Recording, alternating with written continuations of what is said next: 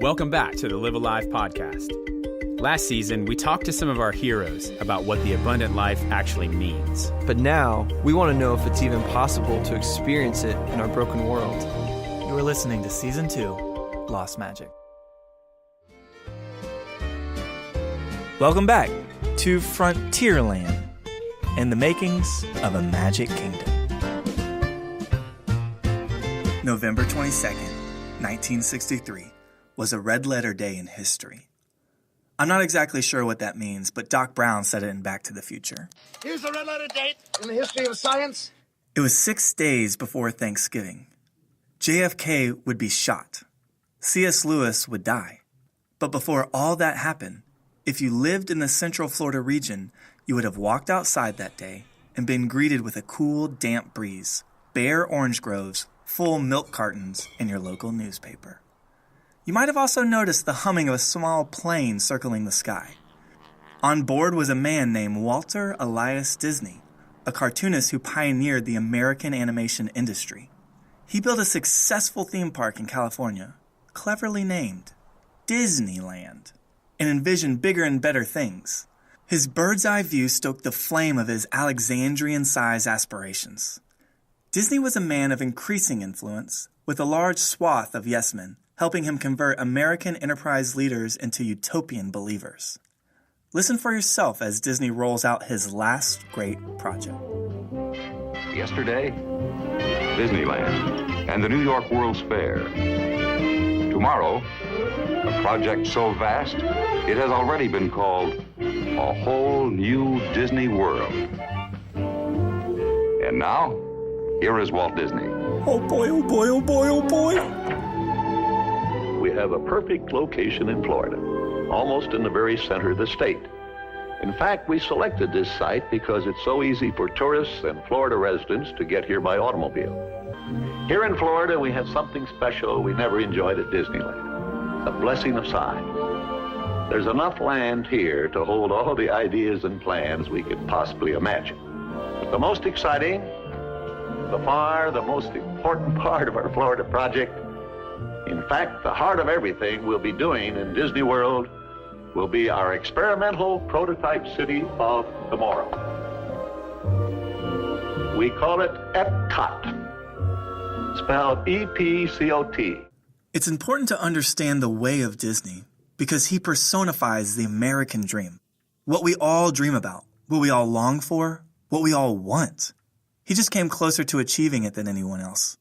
His utopia can tell us a lot about our ideal American utopia. Let's take a listen. It will be a community of tomorrow that will never be completed, but will always be introducing and testing and demonstrating new materials and new systems. And Epcot will always be a showcase to the world for the ingenuity and imagination of American free enterprise. I don't believe there's a challenge anywhere in the world that's more important to people everywhere than finding solutions to the problems of our cities. But where do we begin? How do we start answering this great challenge?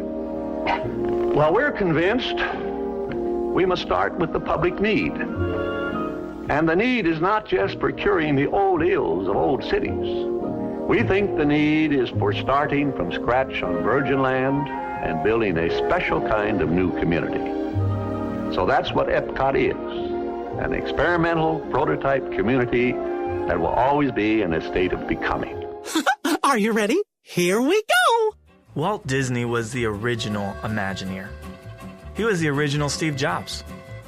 He envisioned building an entire city from scratch. Who does that? What was once a vast farmland of oranges and cattle soon became the mecca of tourism and futurism. Why is it important to understand what happened here in Orlando? Because it represents what's happening across America. It represents what's happened in your large city and what's bound to happen in your smaller city. Disney's dream of a utopian city was just that, a dream. Yeah, it was all a dream. One that he never fully realized. The question is, are there any lingering effects of this vision of a magical city on us today? Here we are, back in the saddle. What makes Orlando so magical? What makes people want to come here? It's the most visited city in the United States by far. 72 million people came last year. Why does everyone want to come here? What are they looking for? I think there's I'm thinking of it from my kids' point of view. And we've had Disney passes, the local passes for the last 2 years. And I'll be driving the car with my youngest daughter, who's almost 4. She'll just be sitting by herself in the back seat, not saying anything, and she'll just be like, I like Disney World. You're like, all right, we're going to Disney again. It's and I think what she's experiencing there is it's the wonder of a place where there's all these treats and cool things to eat, but then literally the people that she sees in shows and movies and books live there and walk around, and she can meet them and hug them. And for her, she's just this is the best. It's the absolute best. And she's actually hilarious whenever she meets these people, because A, she wants to just talk to them nonstop, and B, she deeply hugs them. She hugs them like a soldier coming home from war. And they're always just taken aback, oh, okay, and we're still hugging. Okay. But there's just from her perspective, there's just something magical about it. And there's something that's just her heroes are walking around there and she can actually talk to them. I love going there because as a creative person, or a person that just I like when things are done well. I guess everybody does, but when I go to Disney, my mind just rests because everything's done well. Everything's painted perfectly. There's tons of thought put into things. And I live in a neighborhood where there's absolutely no thought put into anything. It's just box houses with, stucco and just zero creativity. And there, it's just so much creativity that you can just go, oh man, they took care of it. This is awesome. Yeah. That's something about we've talked before in our community about the definition of beauty. And even I remember watching a TED Talk once, and the guy was trying to describe what beauty is, and his illustration was that the Mercedes car in the 80s, where when you shut the door, the light slowly dimmed. And before that, it just would cut off. Harsh. Yeah. It was harsh. And just that concept of it just feels right. It feels as it's supposed to be. So that's why when you're around things that feel that way, I think it actually can cause rest in you. It can cause you to slow down, and you're not trying to be oh, this is out of place and this needs to be fixed and this needs to stop and da-da-da. For me, that's in nature primarily. That's if you're around something that's just incredibly stunningly beautiful in nature, you're just just a pause. I don't need to fix anything here. This is what it's supposed to be like. I think there's 2 types of people in Orlando. There's the people that judge those who love Disney and say, oh, it's too perfect of a world. And there's people who take advantage of Disney. I think too, Disney's at a point now where there's a nostalgia effect for anyone who goes there, because we all connected to Disney as kids, and now we're grown up. So there is just this almost a romanticism about just remembering, and just the feelings that you had at one point, layered onto everything else we're saying. That couldn't have happened when it opened, but at this point, it opened in 71? Yeah. Most everyone's been to Disney World at least once, and it just has that effect because it just takes you back to whether a simpler time, easier time, whatever. The reason why we like the slow fading light in our cars is the same reason why we like the slow dimming light in a movie theater. You feel a sense of relaxation tempered with anticipation. And that is what beauty is. The wonder of magic. When things are the way they're supposed to be, it causes rest because nothing needs to be fixed. But Chris pointed out a funny thing that happens when people visit Orlando. Have you guys noticed this pattern on airplanes in Orlando? Flying into Orlando tired is always one of the worst things because it's the most rambunctious airplane filled with children screaming everywhere. I remember this, I have this one picture seen in my mind of some kid looking over the seat, chocolate all over his face. But then flying out of Orlando, That was Jeremy. flying out of Orlando is the most peaceful experience because everyone is They're white. drained. Yeah. They're all just in their seats sleeping. And it's always the same pattern whenever you fly in and out of Orlando. When people come to Orlando, they're filled with anticipation of what's to come. But oftentimes, they leave completely exhausted, ready to be home. Why is that? Probably because the dream of what they hope Disney will be never quite lives up to their expectations. They experience a kind of disenchantment, the death of a Disney dream, not unlike Walt himself. One of the greatest letdowns of the 20th century was that Walt Disney created Disney World and never got to see it, that he died before it happened. Mm-hmm. And he was going to build a new city, Right. a innovative city built around community and work, right? There were people live together, they work together, they commute together. That would have been amazing. And I don't know if he let me down. I just think it is a letdown that he died before he could even start working on that. And I think going to Epcot makes me sad. It's my least favorite Disney park. Yeah. There's cool things about Epcot, but to me, it's just a dead dream.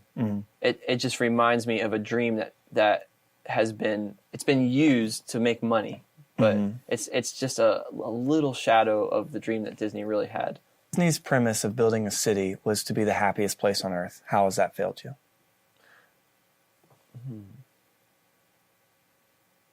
Because he's the one that kickstarted all of what Orlando is right now, on the premise that it would become like the epicenter of technology and unity and just freedom and futurism.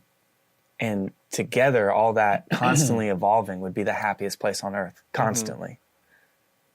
How has that failed you? Disney's focus on the design of his perfect city was all about environment. It was creating an environment. And so I think the interesting part of your question is that everything we were just talking about was also about environment. It's as if we're hardwired to think that, gosh, if we just had the right environment to be in, then everything would be great. And so, in a way, I think Disney just falls in line with any other city planner or person who's trying to create an environment where people experience a certain kind of thing. It's certainly easier when the scope is, okay, I'm going to create a theater where people can enjoy entertainment for a couple of hours. It's a lot more simple. I mean, it can be difficult to do that too. It's challenging. But to create a city that has a perfect human record where everybody's just smiling all the time, it is a letdown because environment alone doesn't produce that. And I have experienced that personally. Like, you can be in a great environment, one even created by Walt Disney and his family, and still not be happy. It helps, right? Environment helps. But in the end, people still leave Disney World upset with each other, and babies crying and families fighting. Yeah.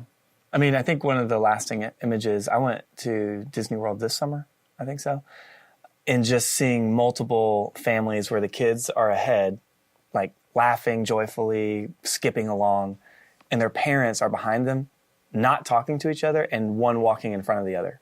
Like, they're not happy. They've been in a fight, and they're enduring their child's like playground for now. And I think for me, one of the failures of the dream is that it turned from creating an amazing city to entertaining people. At some point, it shifted, and it was less about let's create a utopia, and more so let's tickle their fancy and make them feel happy for a millisecond to go back to their life. Yeah, I think a lot, like the last two questions, a lot of it is everyone has the dream. The thing that they want is that perfect city, right? And that dream is in there. But I think all the hidden stuff relates to that. And a lot of it is people, the bad part of it is people trying to take advantage of their city or of the people around them to gain some semblance of that thing the way that they should be. They either, a lot of it is just they've lost the dream that this could be true for everyone, so I'm at least going to make it true for me. And if I have to use you and abuse you to make that happen, or if I think the system is stacked up against me so I can't get it and I have to steal it from you, I'll steal it from you. That's fine. But I'm going to get it from me. I'm going to get mine. And I think everyone from the, people who come from like bad neighborhoods to people who are realtors on city councils, their same motivation is like, I'm going to get mine. I'm going to get it for me because I don't believe that it's possible like that this could be true for everyone. So at least I'll get mine. Yeah, I feel like Disney's dream, I've heard this phrase before, and maybe it relates to this, where Disney's dream was to use money and resources to make people, when what we currently have is his organization and our city has now become a place that uses people to make money. When we have that kind of experience in our immediate community around us, where there's a no needs among us attitude that's shared among people, it doesn't mean that you still don't desire other experiences or being entertained. So in other words, Disney World can still exist and be a part of the rhythm of your life. But the difference to me is when you go do those things, you're expanding your horizon rather than trying to escape your reality. So if you're going to Disney to escape your reality and get out of the humdrum, so to speak, that life, that outlook, and that perspective on what entertainment things are going to provide for you is going to leave us disappointed, versus coming from a place of, it might be hard, but there's real life and there's things that bring life to me in my local, community, where going to Disney is just an expansion of the no needs among us thing. I might go there and meet somebody whose need I can meet, but I'm not going there to just take.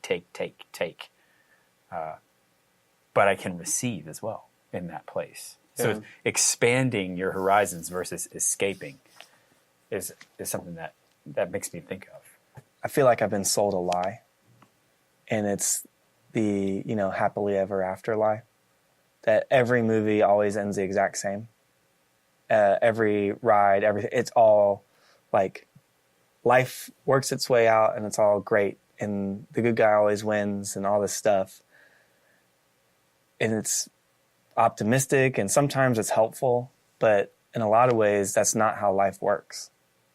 Like, life is the pits sometimes, and failures happen, and you really get caught underneath like crushing blows of reality. And I don't see any resources in Disney to help me work through those things. Yeah. In the dreamlike state. What about Wish to Come Hotstar? I tried. Didn't help. And so anyway, the dream of Disney, I mean, we have quotes that we've said of it before, but it's, in a nutshell, like, don't look at anything bad, just focus on the good. Like, that mentality is not helpful. And it's actually hurtful. What's the difference between Disney's dream and Jesus' dream? Meaning, what's the difference between the, city that Disney wanted to build and the one that Jesus wants to build? I think that it's in there. It's like, one of the compelling things is like that dream seems to be relatively universal in people, to want that kind of city. Like it's in us to really want that, to want things as they should be, to want people to be treated fairly, to want, where it goes off the rails is, well, there's thousands of different reasons it goes off the rails, but it's ultimately people that make it go off the rails. But it's interesting that it's universally in us that we want that dream. So I think a lot of what Disney wanted was that dreaming of things as they should be, and it's like just in the human heart to want that. The difference, though, is that the center of it is, in Jesus' vision is King Jesus. It's not technology or happiness. or whatever, the things, we want to put something else in the center. In Jesus' kingdom, I mean, in the language was it's King Jesus, and the way that the kingdom is actually accomplished is by understanding that he is good and that he's in control and that he loves us and he has good things for us. And so we stop trying to derail it and take advantage and make it our own, and we start studying the way of life that he came to show us and actually start practicing and living out that kind of life. And it's very different because you start a lot of modern theologians have called it like the upside down kingdom, because the values in that kingdom are just so otherworldly. Like to be the greatest, you have to become the least, to come and die in order that you might live. All these like backwards things where it's like become the least of these, if you want to be the greatest leader, be the greatest servant. All these things that like, they seem kind of counterintuitive to our culture, but they are very powerful and very real. Mm-hmm.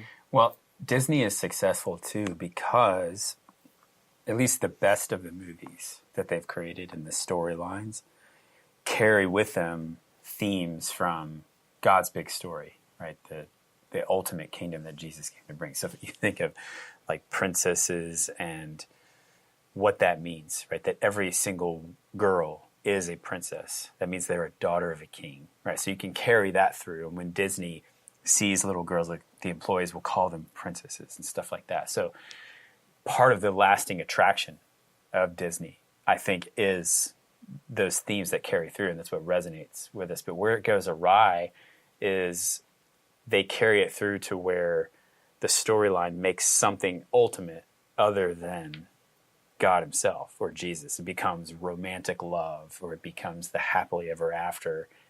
And, you've heard guys like John Piper saying, well, if Jesus wasn't in heaven, would you still want to go there? I've always liked that question that he asked because it makes you think twice about, well, why am I choosing to be a Christian? Is it for heaven or is it for God himself? And so Disney doesn't have a religious affiliation, or it doesn't purport to. So it tends to make other things ultimate. I'm not 100% sure where I'm going with that, but just to say that point. I think it actually, that's why it has a lasting impact. That's why it's stuck around and had veracity in our culture for so long, is because the themes and the storylines carry through. I mean, even the existence of evil. Like Disney acknowledges evil, and a lot of the stories are about eradicating evil. Yeah. Especially the early movies where you'd have these very dark characters. Yeah. Ursula. Yeah, that get defeated. Cruella de Vil. Cruella de Vil. I mean, cruel Maleficent. devil. Right? Yeah, cruel devil. But what you're saying is true, and it's a really good question. Would you want heaven if Jesus wasn't there? And it's, I think, applicable to Disney. Because it's kind of like heaven on earth to a lot of people. But I would assume that if you're there long enough, you would see it as like exhausting, like hyper inflated with just sugar and energy and light shows and everything else. You would start to know the employees personally, which, employee culture. I went to UCF, so I have some friends that have worked there, and it's crazy. And it's just, it is what it is. So it's like, it's putting on as something. And I think a lot of people go thinking, this is as good as it can get. Yeah. I think there's a tendency in like the Christian side and the secular side to miss it though. And we talked about this before in our community in the past of like the secular side wants the kingdom without the king, right? They don't want Jesus, but they want heaven. And they think that it's possible to get that through, all different means, education or equality or whatever the through line is that we're actually going to achieve this. And then a lot of Christians, they want the king, but they don't actually think that things can get better here and now. They don't think the kingdom is already here. They think it's like a one day pie in the sky. We're going to get the kingdom eventually. After you die. There's no expectation of life change or community change, really, like real fundamental stuff. And it's that living in the tension of things are not going to be perfect now, but they should, with God's people, be getting markedly better. Mm-hmm. And there should be the kingdom advancing, and there should be like cities and neighborhoods and groups of people actually becoming more and more like that city that we really, really want. Mm-hmm. And the way to that is actually King Jesus being king and establishing that kingdom here and now. But it's that tension. It's that weird tension of we all really want it, but we either think we can't have it now because it's somebody else's fault and we need to get our programs in place to fix people, or we can't have it now just because our thinking and our theology is that that's for one day, but that's not for right now. I just need to buckle down and get through this life. It's easy to talk about this a lot in terms of Disney World, but in terms of Orlando, how does that play out? We come home from Disney. What elements of the kingdom are missing in our city? That's something I've been thinking about. It's like, what are the elements of God's kingdom and God's way of life that are currently routinely missing from our city? Yeah, I think we have a very lonely city. I think that's a big one. In what way? I think a lot of people don't really have like a significant community of people who has their backs, that they can actually share their struggles in life with, that they can celebrate with, that they can, like, there's a loneliness that seems to just be prevalent here. Mm-hmm. Everyone's entertained. Everyone has a large, wide, shallow group of friends. Mm-hmm. Very few, like, ride or die, deep, like, no matter what, I know you're there for me. And I can actually tell you my deepest, darkest issues and problems. Do you feel you have that? I do. Mm-hmm. That's the entertainment culture a lot of times, is like we are so busy being entertained that it's hard to go there and dig in and build these relationships. Well, we're so busy being entertained that when we're not, we just go back to being entertained. Yeah, exactly. Because we're just used to it. Exactly. Yeah. We don't seek anything else out because the void is filled by entertainment. Mm. I think one of the insane things about our culture now is that, at least, and I didn't live in the 1700s, the 1800s, and in those times. But, you didn't? No, I didn't. I was close. But the family is incredibly different now. The landscape of family life is so different now than it was. So in a subsistence culture, you actually relied on family just to eat. Like all work was just to get the next meal. And then you would go to bed at sundown and just get enough rest so you could have the energy to get up to feed yourself breakfast, you know, and things started to kind of work their way out from there. And we're at a point now where that nucleus, the family unit that helped you survive, is almost killing you now. It's inverted, where the emotional needs, the trust that I had in people that were helping me survive, you don't grow up with that. So the first 15, 18 years of your life, where at least in the last 12 of those, you know, your cognitive resources are actually helping you create memories, like we talked about last episode. Your memories of your family don't give you a sense of being able to trust people now. So then when you graduate from college, you don't carry with you a lot of experiences of trusting people, and you go out into the world and suddenly you're supposed to turn around and make it work, you know, and have community and make sense of relationships. And so I think the breakdown of the family unit, where there's a lot of selfishness that's entered into that arena and torn kids' experience of what trust should look like in relationships apart, makes community incredibly difficult to forge later on in life. I mean, it's definitely true. Like, I don't know how to be a husband because I didn't learn that growing up.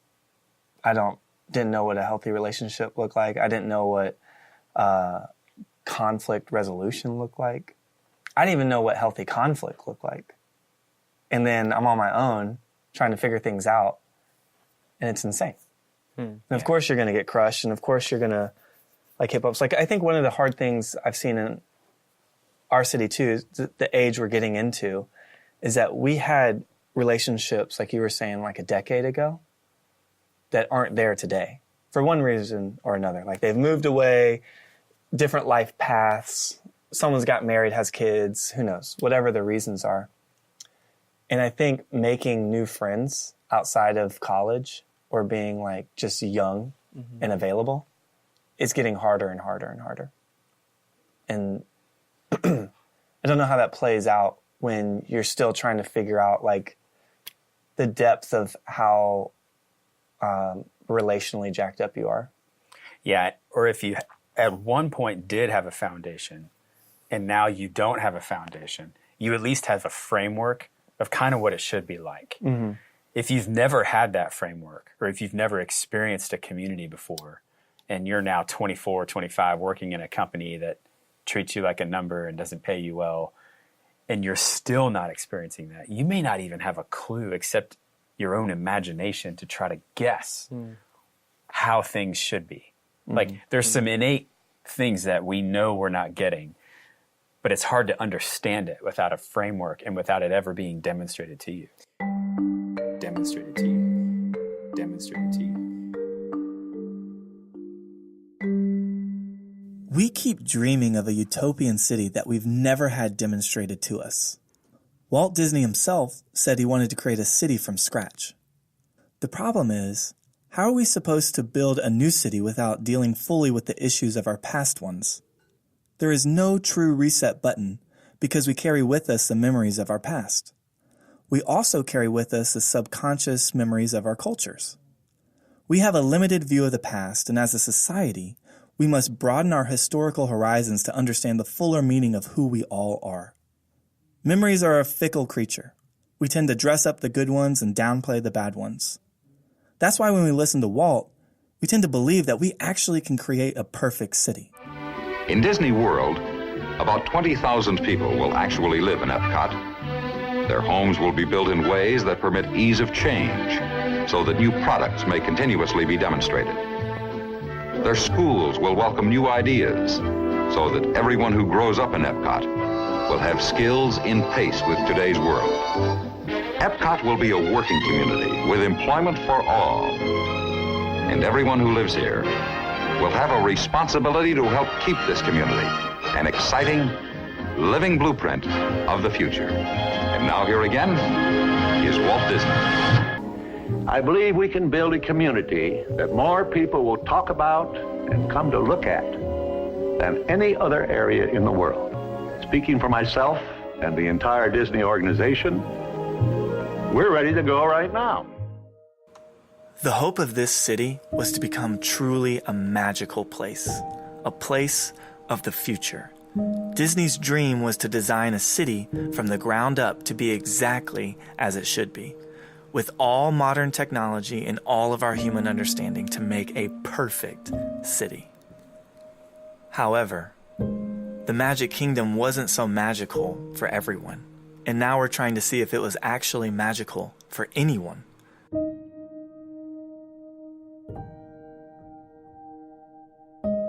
This season is about lost magic, about how our dreams and attempts at wonderful ideas somehow are detoured into frustration, confusion, hurt, and survival. What we want to know is this: is youthful idealism just a stage of life? What does the abundant life look like when the twilight of our early 20s inevitably crashes into the stark reality of our broken world? Follow along this season as we seek to find answers in our hometown. Lost Magic is a production of Live Alive, recorded in Central Florida studios. Executive producers are Ed Holtz and Steve Douglas. This episode was written by Jeremy Shirky, edited by David Pizzoli, Tatiana Faria, and Jeremy Shirky, with special thanks to Doc Brown for bringing us back from the future to give you this episode.